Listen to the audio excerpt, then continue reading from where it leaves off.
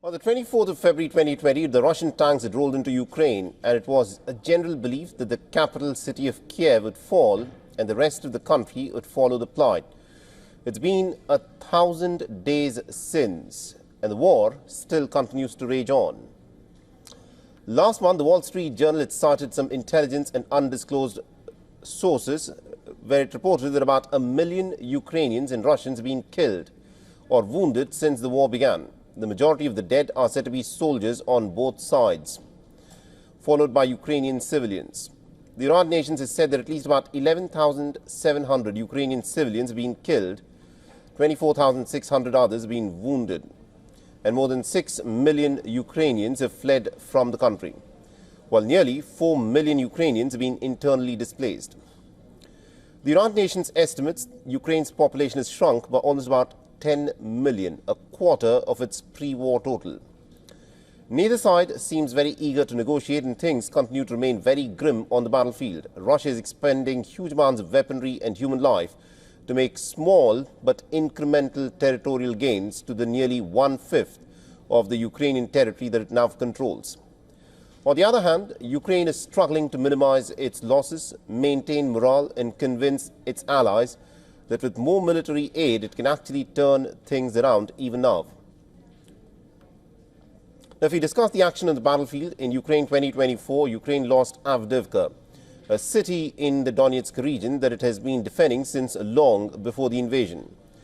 Now, the fall of Avdiivka created a major breach in Ukraine's defenses when Russia later mounted an assault on the northeastern city of Kharkiv. Ukrainian troops were stretched further. A bright spot for Ukraine came in August when it launched a surprise incursion into Russia. It took and still holds hundreds of square kilometers in the Kursk region. However, it did not stop the Russian forces from taking more land in the eastern part of Ukraine. On the 1st of October, Russia occupied the town of Volodar.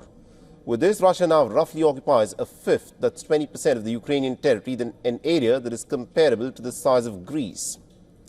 To keep the war going, Ukraine has repeatedly asked the Western nations, predominantly the United States, for more military help. In a big boost, the US has authorized Ukraine to use long-range missiles within the Russian territory, and according to two White House officials. However, the US State Department has denied confirming the same. Washington has provided more than $64 billion in terms of military aid to Ukraine since the beginning of the war. After the United States, Germany is Ukraine's biggest source of military aid with about $11.4 billion given so far. The United Kingdom stands next, having given about $9.9 billion. Like Ukraine, Russia has also turned to its allies for help. Russia is receiving drones and possibly missiles from Iran and ammunition and even troops from North Korea.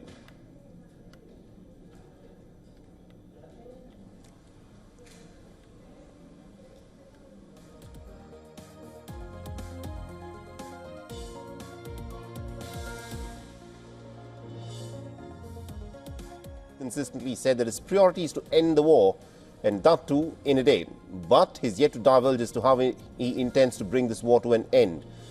Now, during his only campaign debate with Vice President Kamala Harris, Trump had twice refused to directly answer whether or not he wanted Ukraine to win, raising concerns that Kiev could be forced to accept some very unfavorable terms if and when negotiations happen.